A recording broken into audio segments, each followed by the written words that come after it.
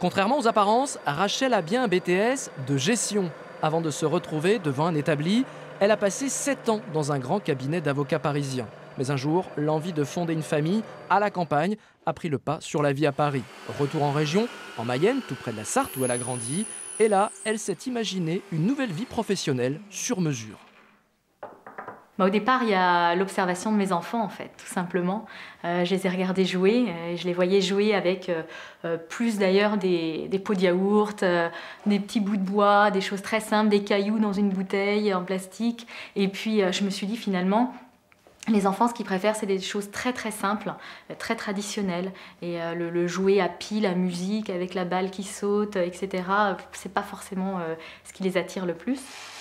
Et c'est comme ça que la gestionnaire est passée à la menuiserie, avec pour objectif de partir du bois brut pour créer des jouets tout simples. Petite, elle avait déjà vu son père fabriquer des meubles en bois. Aujourd'hui, c'est seule ou presque qu'elle se lance, avec parfois quand même un petit coup de main de son mari très bricoleur. On va faire 60 de long. On va se mettre à peu près ici, comme ça sera plus facile pour déligner. Ouais. L'atelier Rêve de Pan de Rachel a pris forme il y a un peu plus d'1 an, mais ce n'était qu'une partie d'un projet de vie et de maison pensé à 2. On avait fait une mission humanitaire en fait au Vietnam ensemble, et quand on était en train d'empiler des briques pour aider à la construction d'une maison pour une famille là-bas, on s'est dit bah tiens, on pourrait aussi le faire pour nous. Et puis en rentrant, on a commencé à chercher une maison à retaper. À la clé donc une grande maison, 2 enfants et un grand atelier. Rachel, complètement autodidacte, s'est rapidement prise au jeu en élargissant sa gamme et sa palette de couleurs.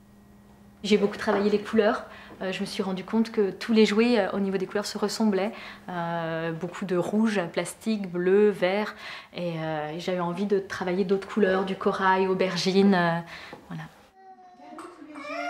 Le contact direct avec ceux qui manipulent ces créations, c'est un autre plaisir pour Rachel, comme ici avec les enfants d'une maison d'assistante maternelle. Ouais, ça en fait des choses. Comme les petits qui l'entourent, Rachel n'en est qu'à ses premiers pas, mais elle compte bien faire grandir son rêve de pan tout en gardant son âme d'enfant. La plus petite.